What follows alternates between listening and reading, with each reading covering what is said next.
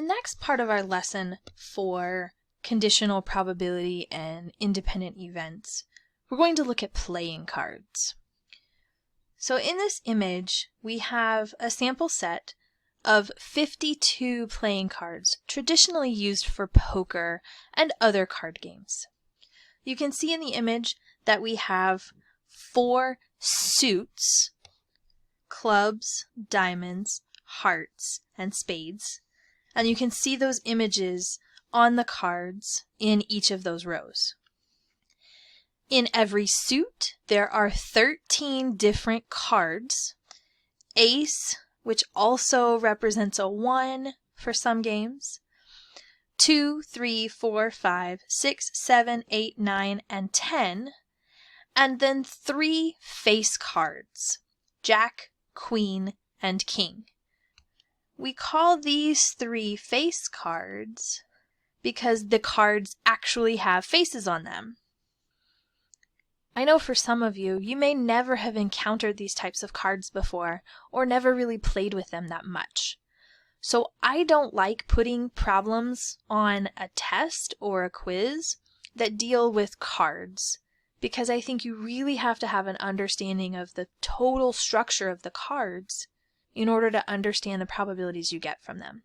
But I do want to expose you to them and let us talk about probabilities in this relaxed setting so that you do have some exposure to working with playing cards and calculating probabilities of something like this that has a good theoretical structure to it. Before we talk about those cards, though, there are 2 other words that I'd like to point out. These 2 new phrases deal with pretty much what we do with cards when we use them to play.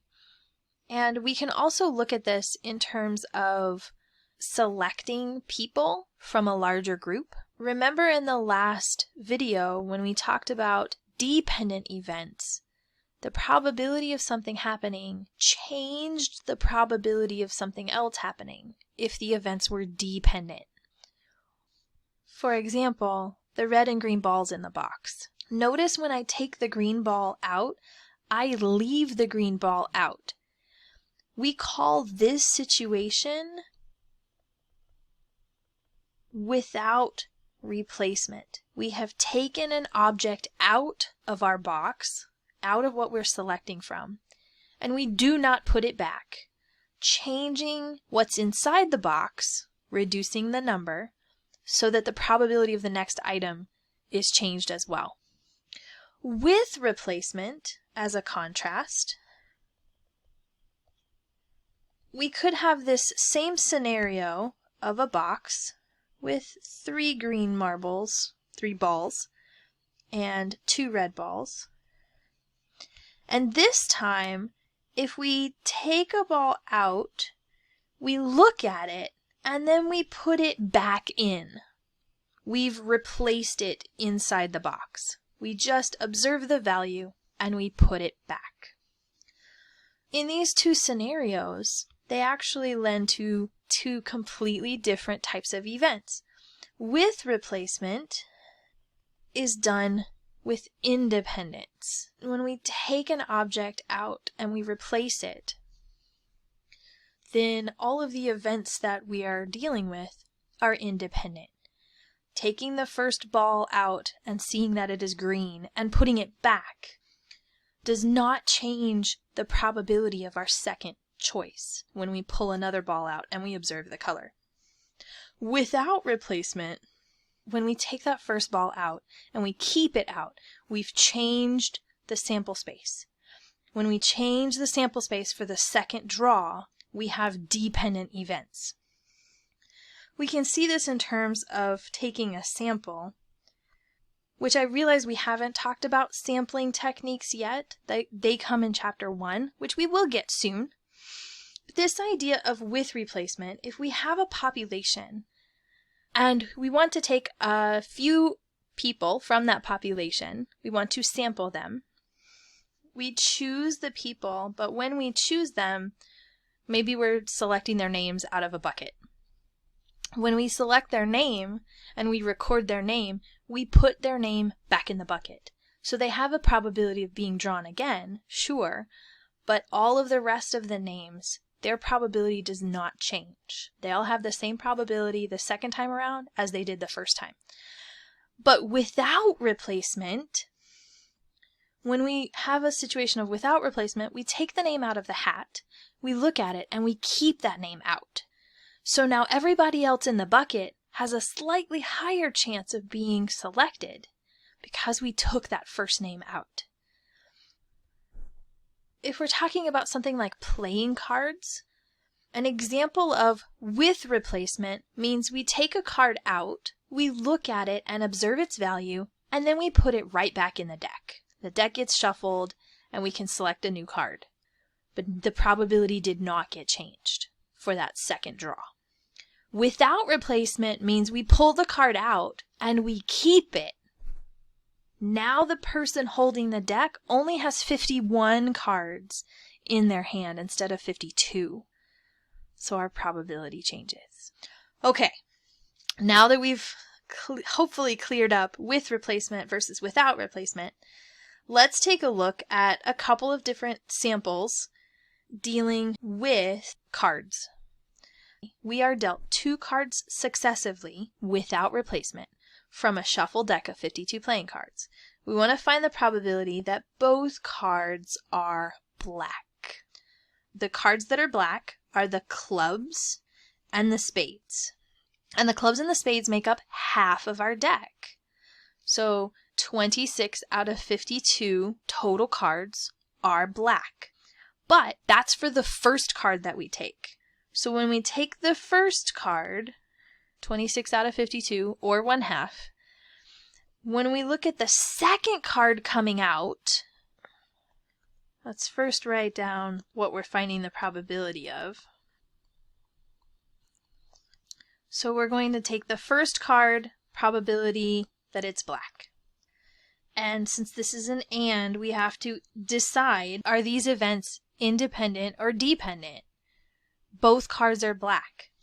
Well, this phrase, without replacement, means I have dependent events.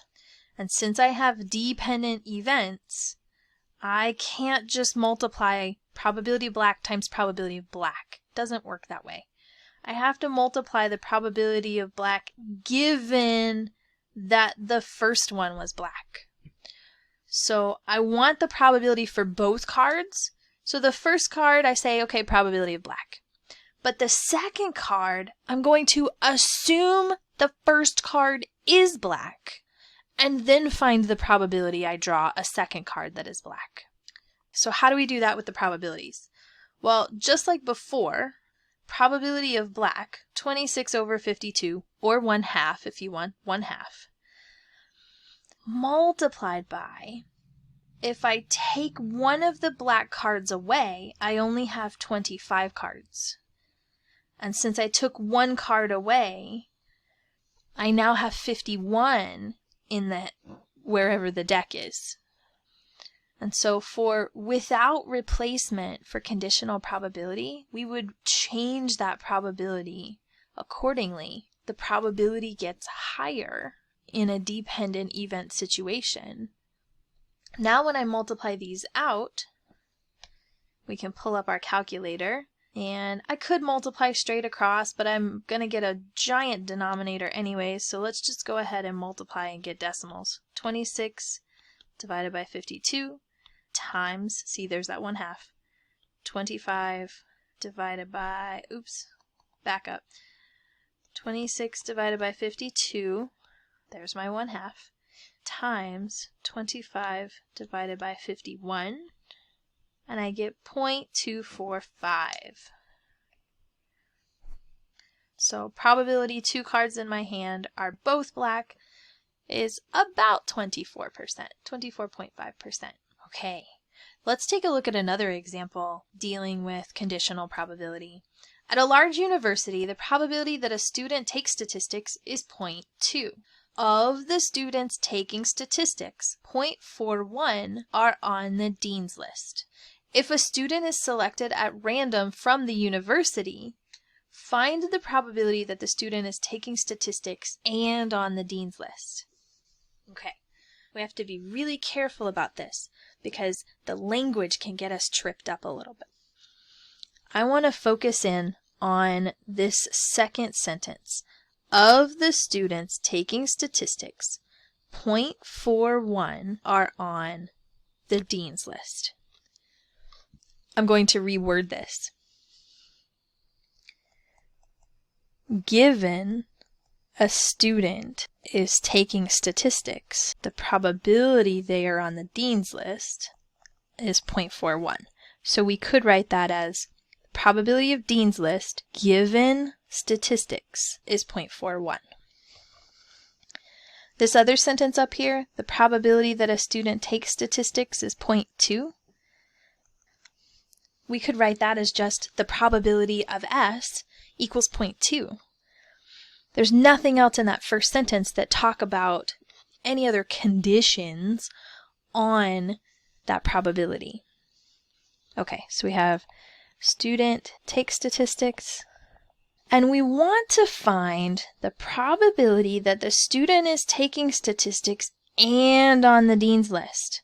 Notice how this is different than our second sentence. Given a student is taking statistics, the probability they are on the dean's list is 0.41. We're being asked to find the dean's list and statistics. I'm going to first shrink these little statements.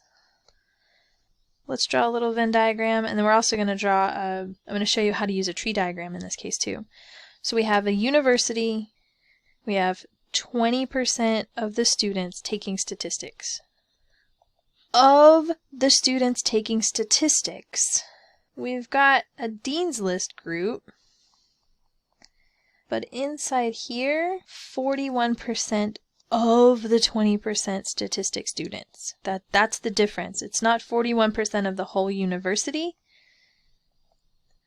but it's 41% of just the statistics students.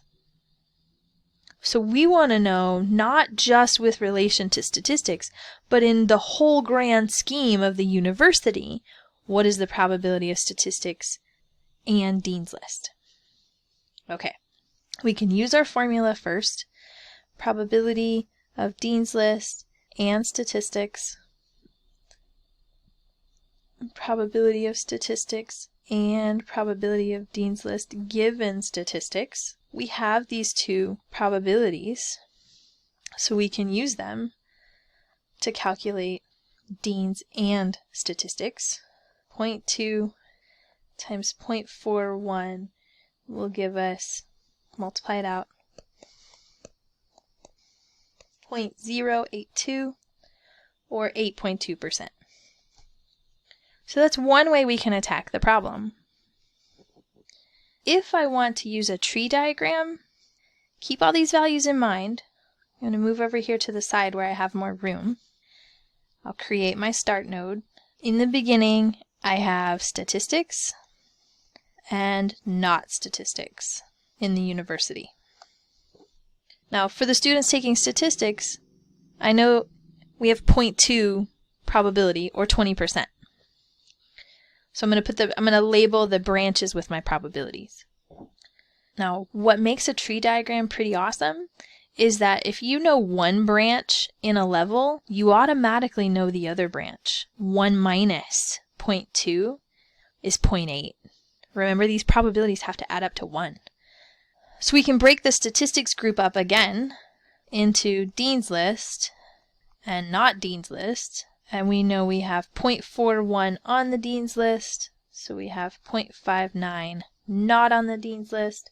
And I'm going to add this probability of dean's list given statistics, probability of not dean's list given statistics. I don't know how the not statistics group breaks down. The problem doesn't give me any information on the students who don't take statistics. So I don't really have anything for that second branch, but I just wanted to point out that if I sum the branches, I get 1. Same thing here, 0.41, 0.59. If I add them up, they equal 1. Now, what am I trying to find? I'm trying to find statistics and dean's list. So at the start, statistics and Dean's list, multiply the probabilities. 0.2 times 0.41, looking for the probability of statistics and Dean's list, and we get 0.082. Sometimes organizing with a tree diagram makes things a little bit easier to visualize, so this may be an option when you're doing conditional probabilities. Just know that for conditional probabilities, that second branch is a conditional probability. It's conditioned based on what branch it's on. So here it's on the statistics branch, so these are all given statistics. This branch down here would all be given not statistics, if we knew any information on it. And so there we have an example for using conditional probabilities and information. In the next part of our lesson, we'll talk about the probability of at least one, and what do we do when we're taking small samples from really large populations.